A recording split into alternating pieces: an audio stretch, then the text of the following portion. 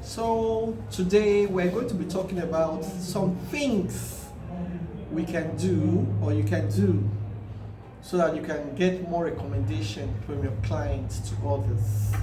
Yes, there are actually certain things you can do.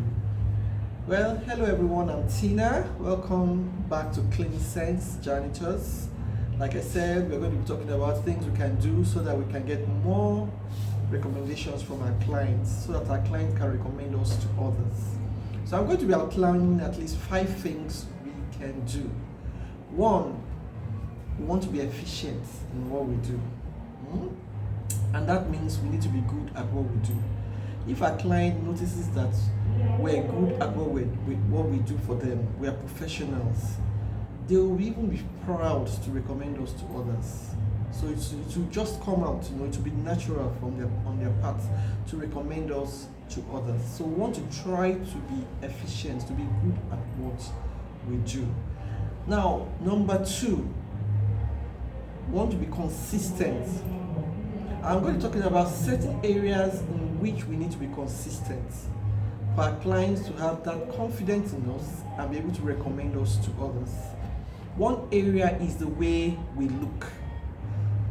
If we are the ones who go in to clean people's homes or maybe offices, or we send our cleaners in to clean for our clients, we want to make sure we have a standard that we or our cleaners are always clean and neat.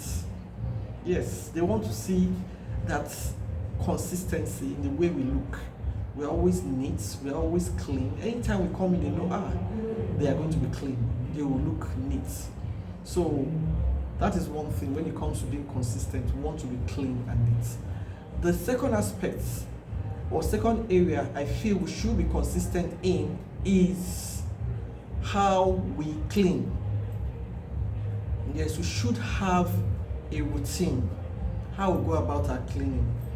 When they get used to the fact that, okay, fine, this is what they're going to do first, they're going to sweep, the next they're going to mop, that's how we clean. They know our routine. That gives them this feeling that we know what we're doing, and sometimes that could be what would make them recommend us to others.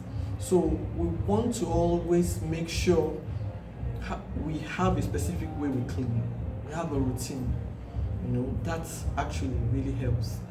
Then another area we need to be consistent in is our end results. After we finish cleaning, how does the place look?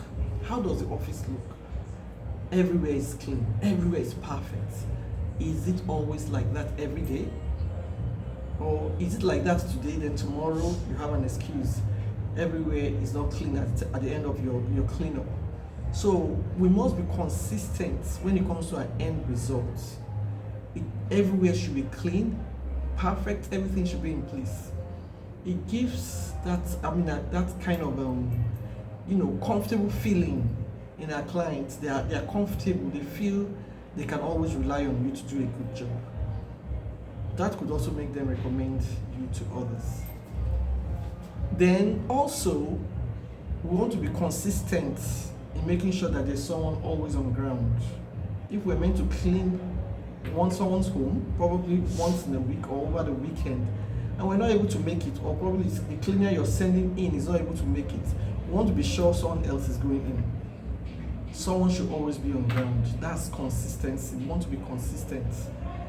They would always be sure that they can rely on you. That can also make them recommend you to others. So consistency is very, very important in our field. We want to be consistent in these 4 areas I mentioned. Then the third thing I would like to mention is our behavior.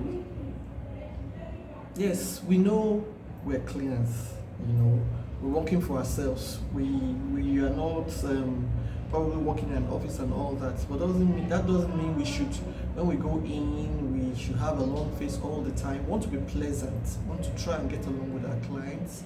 We don't want to be rude, we want to always be polite, we want to try as much as possible to be polite. Although sometimes these clients can ask questions or complain about things that can literally want to drive you crazy, but we want to try as much as possible to be polite as we deal with each situation. Then another thing we want to do concerning our behavior, we do not ever want to sleep on duty. Very, very important. If we are the ones who go into clean, or we have cleaners who work with us who go into clean, we want to make sure we are known to be alert at all times. We don't go to work and sleep. That does not tell well for your business. When you do that, even if they decide to cope with that, they will not want to recommend it to others, because they feel they can recommend it to others, and the person they've recommended it to will come and tell them, oh, you know that person you recommended to me sleeps on the job. So they will not want such an embarrassing situation. They will not recommend it. So please, don't sleep on duty. Try to get a good night's rest at home if you're probably going to go in very early in the morning. Sleep early, wake up on time, and go to work, so that you don't sleep on the job. Then also concerning our behavior, we don't want to touch things that we're not meant to touch in the client's place, either client's home or the office or wherever. Things we're not meant to touch. You go to the electronics, oh, let me see what movie they have on, or probably you clean a plaza or a very big shop where they sell goods. You start opening their goods, trying to look at what. Don't do that. We don't do that. That will make them feel they cannot always trust you. So we concentrate on our job and areas in which we are assigned to clean, or we're meant to clean. We don't touch things we're not meant to touch. So that's all about our behavior. Now the fourth point I would like to mention is that we should be open to suggestion. Yes, we know we are the ones who are the professionals. They are not. But sometimes a client might want to make a suggestion. Maybe there's a situation on ground and the client says, okay, well, let's do it like this. I think it will work. And he probably tries to insist. Sometimes it's good to hear him out, or hear him or her out. You say, okay, let's try it and see if it works. Although sometimes you might know that might not work, but you might want to try it and see if it works. Then when you try it and it doesn't work, at least he has seen that it's not going to work that way. So sometimes we should be open to suggestion. I'm not saying this all the time, but sometimes we should be open to suggestions. We don't want to make our clients feel stupid, and make them feel because they don't know anything about cleaning, they don't know what they're talking about. So it's good to be open to suggestion. Who knows? There might be a situation on ground and the client, brings up a suggestion and it works. So want to be open to suggestions.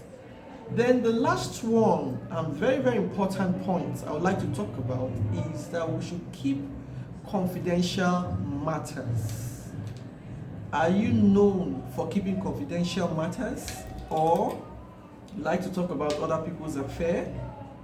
Well, there are some clients who really do like to talk about other people's affairs, and they might want to tell you about things concerning their neighbors, people who live down the street. Well, it won't be professional for you to get involved in that conversation. Although we don't want to be rude, you could simply tell them, well, if they ask of your opinion, you could tell them that you're not in the position to know that or to give any response to that. Although sometimes we are forced to just listen, but we don't really have to say anything. We want to try to make them know that yes, we are people who keep confidential matters. So they will feel, okay, fine. If you don't talk about others, they will start feeling you are the type that keep things confidential. You don't go around telling other people things about them as well. Because if you listen and talk about others, they will feel you also talk about them to others too. So this is really very important, because sometimes we have clients who are dealing with a lot in their homes. It might be that they are going through a divorce, or they have a troublesome teenager at home, or they are facing some financial issues. They want to be sure that all these things do not go out there in the public. They have that confidence in you that you will keep all these things, private. You understand? So we want to be confidential. We want to really keep confidential matters to ourselves. And if we're able to do that and they see that in us, that they can trust you. They will not only keep you, but they will be proud to tell others, their friends, their colleagues, their neighbors. They'll be proud to tell them or refer you to others. So if we are able to put these 5 points I've just mentioned into practice, I'm sure the few clients you have will start recommending you to others. I hope this video has been helpful. Next video, we're going to still talk about yet another topic. If you have not yet subscribed, please click on the subscribe button below. See you in our next video.